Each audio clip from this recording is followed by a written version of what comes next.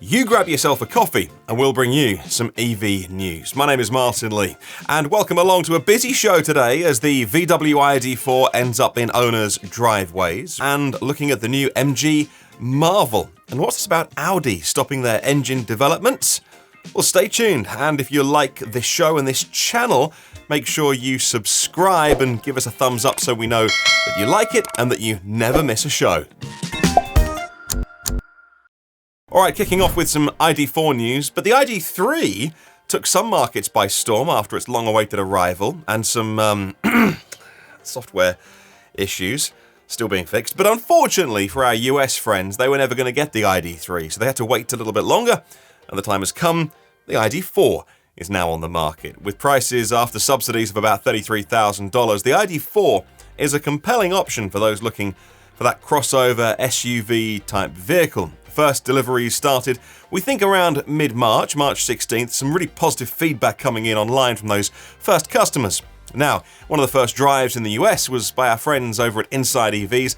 They got a brand new ID.4, first edition, 82 kilowatt hour battery, less than 1,000 miles on the clock, and they took it for a big old road trip, running it down to 0% state of charge on the battery before plugging it into an Electrify America 350 kilowatt charger. And so, what happened? Well, the ID.4's battery, which is permanently conditioned to sit at like a nice and cozy temperature, doesn't require preheating or cooling to get the best out of the charger. And it also helps give the best performance and range out of the car. So, upon plugging in, it immediately jumped to 125 kilowatts. That's the maximum rated charge speed. In fact, it went just a little bit quicker at times. What was great, it was how it held that charge speed up to about 30%.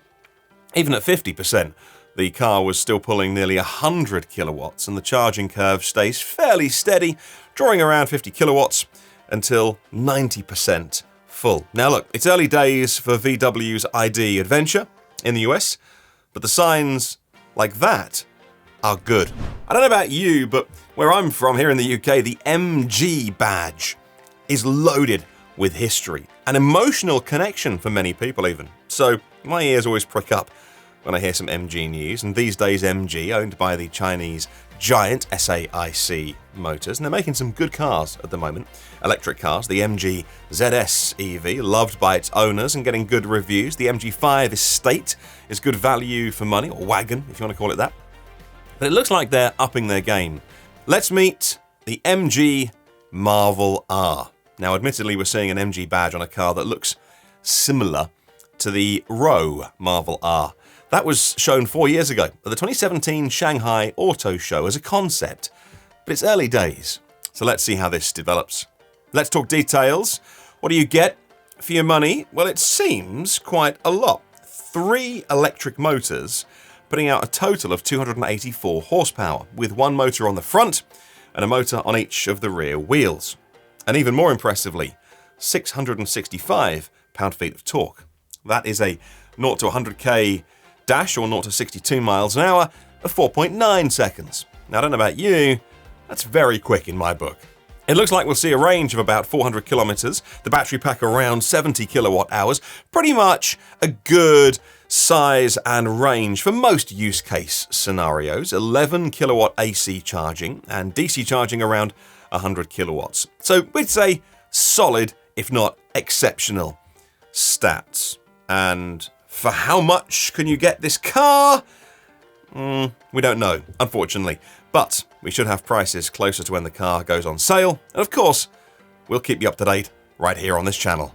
And on to our final story of the day. Now, if you're watching this, there's a chance you are maybe an EV driver or EV curious and ready to make the switch.